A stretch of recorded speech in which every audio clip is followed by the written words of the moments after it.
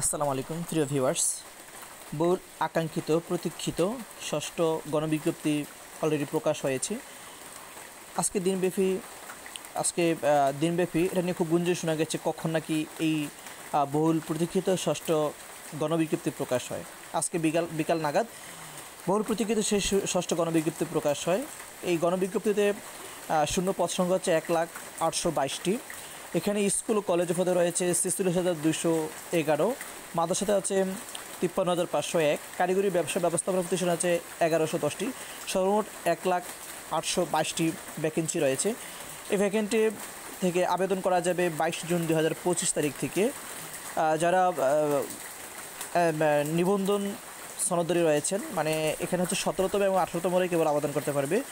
যারা আবেদন করবে তারা হচ্ছে 22 জুন 2025 তারিখ থেকে http://ngI.teletalk.com.bd প্রবেশ করে আবেদন করতে পারবেন। এখানে আবেদন করার সময় পূর্ণ নিয়োগ বিজ্ঞপ্তির মনোযোগ দিয়ে পড়তে হবে। এখানে অনেক বিধিনিষেধ রয়েছে, কারণ হচ্ছে এখানে আবেদন করার সময় 40টা চুজ করতে হয়।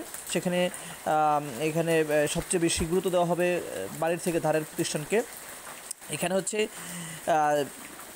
যারা হচ্ছে 4 জুন 2025-এ যাদের বয়স 35-এর কম তারাই আবেদন করতে পারবে। আর এখানে যে আবেদন করার সময় খুব খেয়াল করে আবেদন করতে হবে, কারণ হচ্ছে একবার টাকা পেড করলে এটা আসলে চেঞ্জ করা যাবে না, খুব দুরূহ ব্যাপার হয়ে দাঁড়াবে।